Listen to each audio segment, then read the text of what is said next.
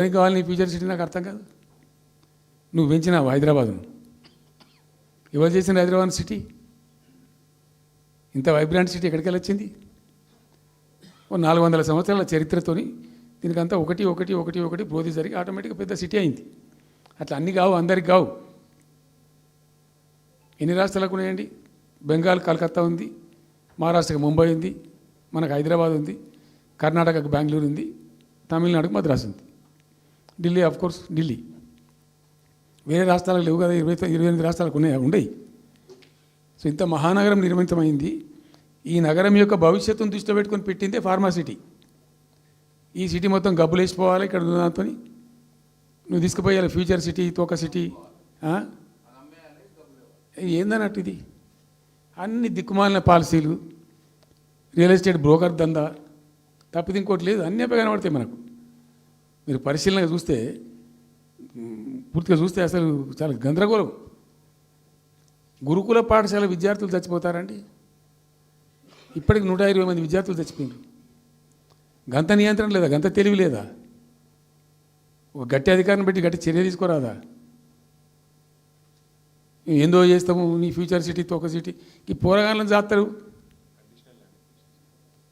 తర్వాత ఫార్మాసిటీలో ఆ land acquire చేసినప్పుడు కండిషన్ ఏంటంటే ఓన్లీ ఫార్మాసిటీకి మాత్రమే వాడతాము. It's conditional land acquisition. హైకోర్టులో కేసు ఉంది. హైకోర్టులో పోయి ఈ ప్రభుత్వం ఏం చెప్తుంది? లేదు ఫార్మాసిటీ ఉంటుంది. మళ్ళీ ఆడ 3,000 ఎకరాల్లో వాడేవాడు అంబానా, సల్మాన్ ఖాన్, ఎవడో వంతారను బొంతారను పెడతారు. ఈ జూ పార్క్ కొంచెం ఆడబెడతారట.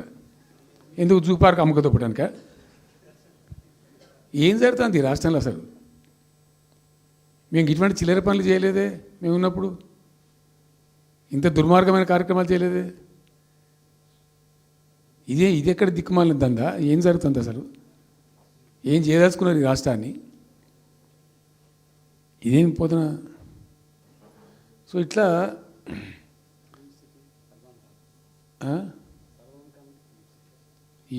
అది ఏందో. నేను ఒక్కటే మాట్లాడుతున్నానండి. బిజినెస్ మీట్ పెడతాం, ఎంఓయూలు చేసుకుంటాం. ఏ ప్రభుత్వం చేయాల్సిందే. అడ్డగోలు జమాబంది దానికి లెక్కలేని కథ అంటే ఏందన్నట్టు. ఒక హైప్ క్రియేట్ చేసుడు, దీనికి ఆజుడు, దీనికి గురువు చంద్రబాబు నాయుడు. ఇప్పుడు చంద్రబాబు నాయుడు చెప్పిన లెక్కల బిజినెస్ వచ్చేది ఉంటే, ఎంఓయూలు సక్సెస్ అయ్యేది ఉంటే, ఆంధ్రప్రదేశ్లో ఈపాటికి 20 లక్షల కోట్లు వచ్చి ఉండాలి. ఆయన ఫస్ట్ టైం అక్కడ సీఎం ఉన్నప్పుడు ఆ ఊళ్ళో పెట్టే కదా, వైజాగ్లో, అమరావతిలో కదా, వైజాగ్లో పెట్టిండు. వైజాగ్లో ఎవరు వెళ్ళి ఎంఓయూలు చేసిన వాళ్ళంటే వంట మనుషులు అని చెప్పిండ్రు. ఆ స్టార్ హోటల్లో ఉండే బయట వంట మనుషులు, వాడు ఎవడ సప్లై చేసేటోళ్ళు, వాడు వచ్చి కూర్చోపోయి సంతకం పెట్టే పెట్టిండు వాడు పాపం. అవునా అండి, పాపులర్ అయింది అది. ఇప్పుడు మరి ఎక్కడ ఆ పెట్టుబడులన్నీ ఎక్కడ చెప్పండి? ఆఖరికి 10,000 కోట్లు అన్న రావాలి. 15 లక్షల కోట్లు, 6 లక్షల కోట్లు, 8 లక్షల కోట్లు.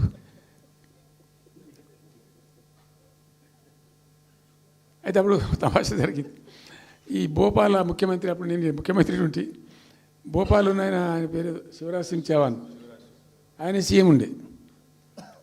ఆయన ఆ ప్లానింగ్, అదే ఇప్పుడు నీతి ఆయోగ్ ఉంది కదా, దానిలో సబ్ కమిటీకి ఆయన చైర్మన్. నేను భోపాల్లో పెడతా బాయ్ సాబ్ జర వచ్చిపోను ఖచ్చితంగా ఊరికే బతిమాలితే ఫోన్ల మీద ఫోన్లు చేస్తే ఏం భోపాల్ లేవా మీరు చూసుకొని అంటే, లేదు సార్ నువ్వు తప్పకుండా రావాలంటే సరే అని పోయినండి.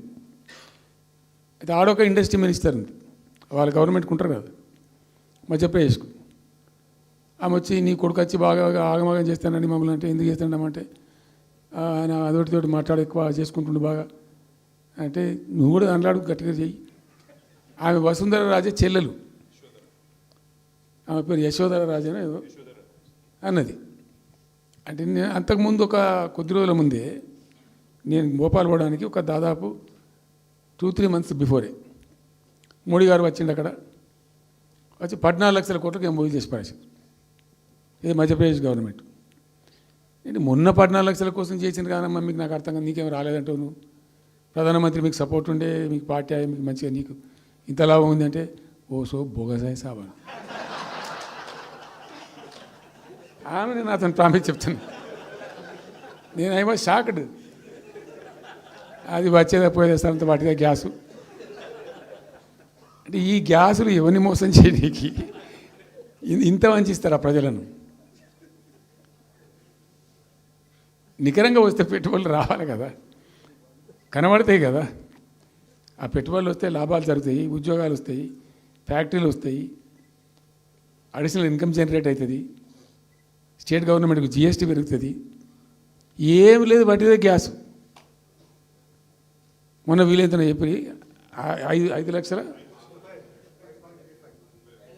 నువ్వు కొంచెం తగ్గించి చెప్తున్నావు.